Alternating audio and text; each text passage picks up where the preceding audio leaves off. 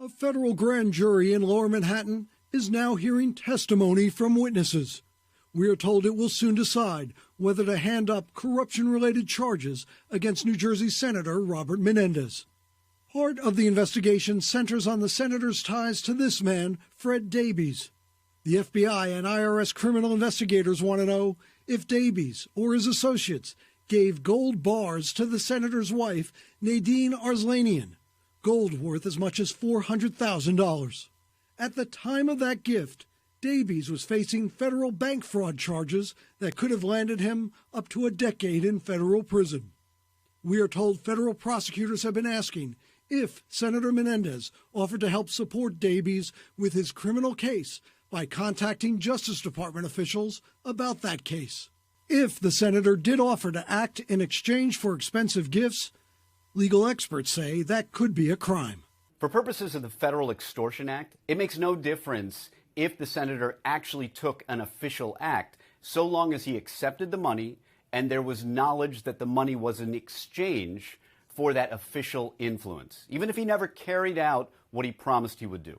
In the last year, Senator Menendez disclosed his family received the gold bars back in 2020, but he disclosed that asset only after the federal criminal investigation was underway. Davies faced more than a dozen counts of bank fraud for lying about a $1.8 million loan from Mariners Bank, where he served as chairman. Last year, the New Jersey U.S. Attorney's Office agreed to let Davies plead guilty to one count and serve probation, saying the fraudulent loan was paid back and Davies had no criminal past. And sources tell us there's no indication U.S. Attorney Philip Selinger or his office was ever contacted by the senator, but the two men had been close, with Selinger appointed New Jersey U.S. Attorney with the senator's support, and Selinger previously serving as a campaign fundraiser for Menendez. A spokesperson for the U.S. Attorney's Office said U.S. Attorney Selinger was recused from the Davies matter, and all activity by the office related to that matter was handled appropriately according to the principles of federal prosecution. Federal Judge Susan Wigginton has delayed the bank fraud sentencing for Davies 3 times in the last year. Davies' lawyer has issued denials that Davies is cooperating against the senator. The government would much rather have a cooperator come in, take the stand, raise their right hand, and point at the defendant in the courtroom. Senator Menendez's spokespeople and his attorney did not respond to phone and email requests for comment. Attorneys for Davies also declined to comment for this story. U.S. Attorney Damian Williams, who's leading the investigation, declined to take our questions about this investigation during an unrelated news conference yesterday. His spokesman, Nick Biasi, also declined to comment. Spokespeople for the FBI and IRS criminal investigations also declined. The issue of whether the senator improperly accepted gold bars, just one part of this investigation.